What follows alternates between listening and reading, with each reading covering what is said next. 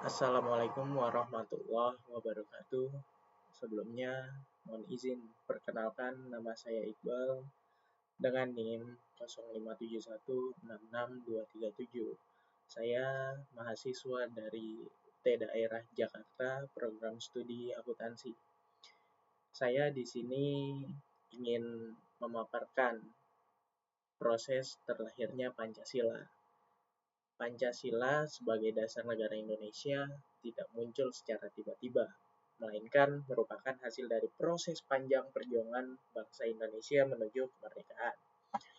Pada awal abad ke-20, Indonesia masih berada di bawah penjajahan Belanda yang dikenal sebagai Hindia Belanda.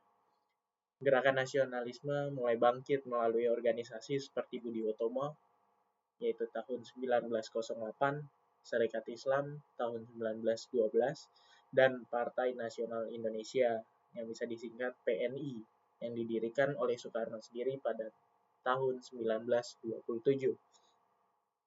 Tokoh-tokoh seperti Soekarno, Muhammad Hatta, Ki Hajar Dewantara mengembangkan ide-ide tentang identitas nasional yang mencakup nilai-nilai kebangsaan, keadilan, dan persatuan.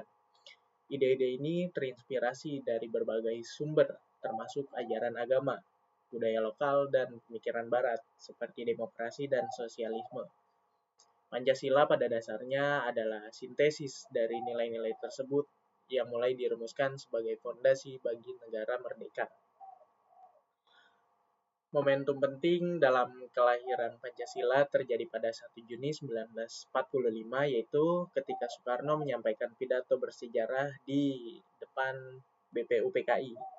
Dalam pidatonya yang berjudul Lahirnya Pancasila, beliau mengusulkan 5 prinsip dasar yang harus menjadi landasan negara Indonesia. Prinsip-prinsip tersebut adalah ketuhanan yang Maha Esa, kemanusiaan yang adil dan beradab, persatuan Indonesia, dan kerakyatan yang dipimpin oleh hikmat, bijaksanaan dalam permusyawaratan perwakilan, dan keadilan sosial bagi seluruh rakyat Indonesia. Beliau menggambarkan Pancasila sebagai filosofi negara yang menggabungkan elemen spiritual, sosial, dan politik. Pidato ini bukanlah hasil spontan, melainkan refleksi dari diskusi-diskusi sebelumnya dengan tokoh-tokoh nasional seperti pengalaman Soekarno dalam pergerakan nasional. Setelah pidato Soekarno, BPUPKI dibentuk oleh Jepang pada 1945 sebagai pengganti dari Komite Nasional Indonesia Pusat. Melakukan pembahasan intensif terhadap usulan Pancasila. Anggota BPUPKI yang terdiri dari berbagai tokoh seperti Muhammad Hatta, Ki Bagus Hadikusumo, dan Supomo memberikan masukan dan kritik. Misalnya, ada perdebatan tentang urutan prinsip, dengan Hatta mengusulkan perubahan agar lebih menekankan persatuan dan keadilan. Diskusi ini mencerminkan keragaman pandangan, ada yang menekankan aspek Islam, ada pula yang lebih sekuler. Pada akhirnya, Pancasila disempurnakan menjadi 5 sila yang kita kenal sampai sekarang, dengan penekanan pada toleransi dan inklusivitas. Proses ini berlangsung selama beberapa bulan, hingga akhir Mei 1945, dan melibatkan kompromi antar berbagai kelompok untuk mencapai konsensus nasional. Setelah itu, Pancasila diadopsi secara resmi oleh PPKI pada 18 Agustus 1945, sehari setelah proklamasi kemerdekaan. Pada tanggal tersebut, PPKI mengesahkan Piagam Jakarta sebagai bagian dari Undang-Undang Dasar 1945 yang mencakup Pancasila sebagai pembukaan. Meskipun ada beberapa perubahan kecil, seperti penghapusan 7 kata dalam sila pertama untuk mengakomodasi keberagaman agama, Pancasila tetap menjadi dasar negara. Proses ini terjadi di tengah situasi genting, dengan Jepang yang menyerah kepada sekutu dan ancaman kembalinya Belanda. Pengesahan ini menunjukkan bahwa Pancasila bukan hanya ide filosofis, tetapi juga instrumen politik untuk menyatukan bangsa dan beragam etnis, agama, dan budayanya.